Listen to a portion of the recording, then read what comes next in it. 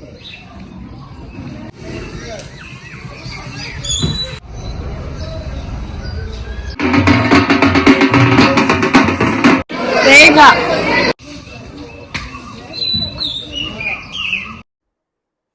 All, welcome to ಮಾನ್ಸಲಾಗ್.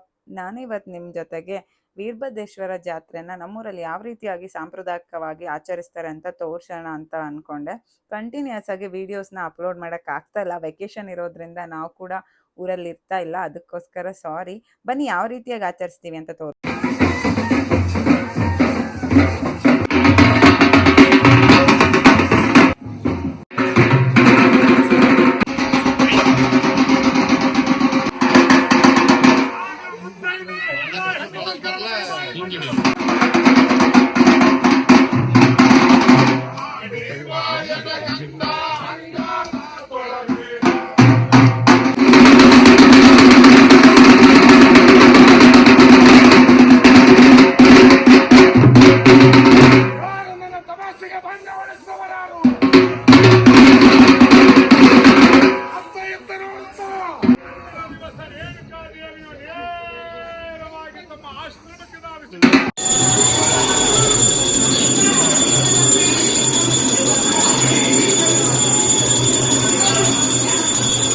ನಾವಿಲ್ಲಿ ದೇವರ ಸನ್ನಿಧಿಗೆ ದೇವರ ಆಶೀರ್ವಾದ ಪಡ್ಕೊಳ್ಳೋಕ್ಕೆ ಅಂತ ಬಂದಿದ್ದೀವಿ. ಎಲ್ಲರಿಗೂ ಒಳ್ಳೇದಾಗಲಿ ಅಂತ ಬೇಡ್ಕೊಳ್ತಾ ಪಲ್ಲಕ್ಕಿಗೂ ನಮಸ್ಕಾರ ಮಾಡಿಕೊಂಡು ಗುಗ್ಲದ ಕುಂಡದ ಹತ್ರ ಬಂದಿದ್ದೀವಿ. ಇಲ್ಲೂ ಕೂಡ ನಮಸ್ಕಾರ ಮಾಡಿಕೊಂಡು ಯಾವ ರೀತಿಯಾಗಿ ಗುಗ್ಲದ ಸಂಭ್ರಮ ನಡೀತಾ ಇದೆ ಅಂತ ನೋಡೋಣ ಬನ್ನಿ. ಗುಗ್ಲ ಕುಂಡದ ಹತ್ರ ಹೋಗಿ ಬಂದಿದ್ದಕ್ಕೆ ಒಂಥರ ಪಾಸಿಟಿವ್ ಅನ್ನಿಸ್ತಿದೆ.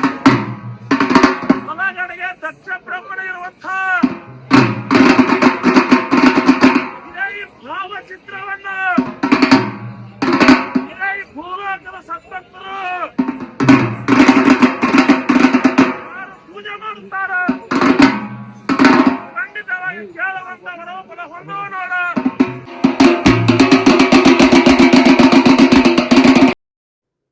ನಾವಿಲ್ಲಿ ಗುಗ್ಲದ ಕೊನೆ ಹಂತದಲ್ಲಿದ್ದೀವಿ. ಗಂಧದ ಕಡ್ಡಿಯಿಂದ ಹಾಲನ್ನ ಉಕ್ಕಿಸ್ಬಿಟ್ಟು ಆ ಉಕ್ಕಿರೋ ಹಾಲಿನ ಪಾತ್ರೆನೇ ಬಿಸಿದನ್ನೇ ಎತ್ಕೊಂಡು ಹೋಗಿ ಗರ್ಭಗುಡಿಲಿ ಮಾಡ್ತಾರೆ. ಅಲ್ಲಿಗೆ ಗುಗ್ಲ ಸಮಾಪ್ತಿ ಆಗತ್ತೆ.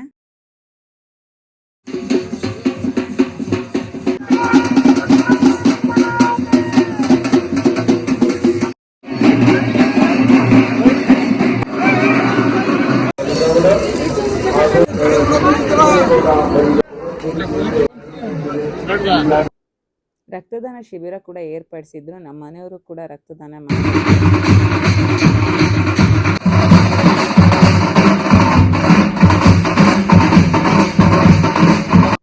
ಎರಡನೇ ದಿವಸ ಆಂಜನೇಯ ಸ್ವಾಮಿಗೆ ಕುಂಕುಮಾರ್ಚನೆ ಪೂಜೆನ ಮುಗಿಸ್ಕೊಂಡು ಗೋಪಾಲ ತುಂಬಿಸೋ ಪದ್ಧತಿ ಕೂಡ ಇದೆ. ಬನ್ನಿ ಯಾವ ರೀತಿಯಾಗಿದೆ ಅಂತ ತೋರಿಸ್ತೀನಿ. ಯಾರು ಇಲ್ಲ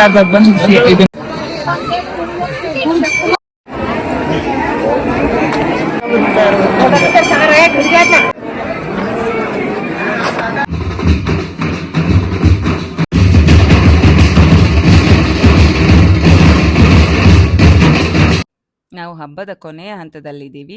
ಎರಡನೇ ದಿನದ ಕೊನೆಯ ಮೆರವಣಿಗೆ ಅಂತಾನೂ ಹೇಳ್ಬೋದು. ಇದನ್ನ ಹೋರಿ ಮೆರವಣಿಗೆ ಮಾಡ್ಕೊಂಡು ಕರ್ಕೊಂಡು ಹೋಗ್ತಾ ಇದ್ದಾರೆ, ನೀವು ನೋಡ್ತಾ ಇರ್ಬೋದು. ಹಾಗೆಯೇ ಯಾರೆಲ್ಲ ವೀಡಿಯೋಸ್ನ ನೋಡ್ತಾ ಇದ್ದೀರಿ, please subscribe my channel. Thank you for watching.